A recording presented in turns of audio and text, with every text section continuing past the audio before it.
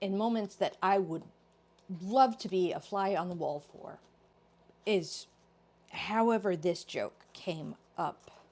Did you ever look back at letters and things, and there's little asides that don't make any sense to you whatsoever, and you know they're an inside joke. You know that they're an inside joke, and you just momentarily think to yourself that, God, I'd love to know the meaning of that inside joke. That's what this was.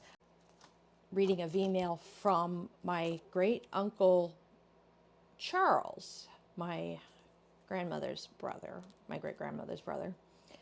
And he's talking to his sis, and this is March 1944.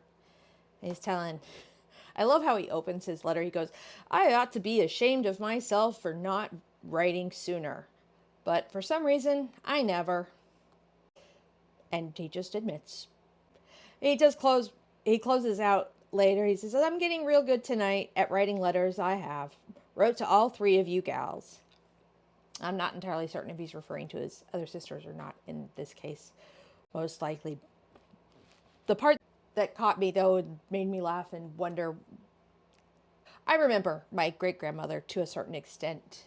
Didn't get to talk to her a lot in my childhood years, being that my father was Air Force, so we moved around a lot. And, in the 80s, it wasn't exactly that easy to pick up and go when you were stationed in England to, just pack the kids up and let's go visit Oklahoma. It didn't happen. I remember visiting my great-grandmother for the first time. Whether or not it was the first time I met her or not, I don't know. I'd have to ask my mother about that. But the first visit that I remember to Oklahoma, we were 8 years old. So, I don't know my great-grandmother as well as I now know my great-grandfather, having been able to really experience him through my mother's stories as well as his letters. So it makes me wonder, and to my knowledge, I never met great-uncle Charles. The part that makes me laugh is down here at the corner.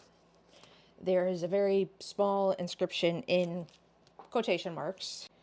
And as best I can tell, in the very difficult to read cursive of the day, as well as combined with, the ink fading and the fact that this is a mimeographed copy of a full-sized document, it says, your nose, followed by,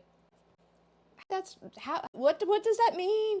I want to know. And this is one of those things you'll never be able to really know, because somehow I doubt that the meaning of your nose got passed down the line somewhere.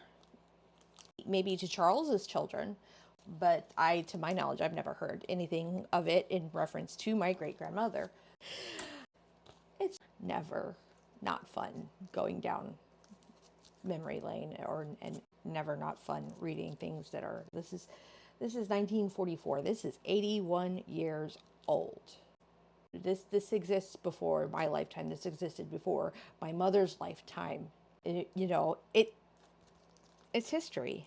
It's those little itty microns of history that make up the whole.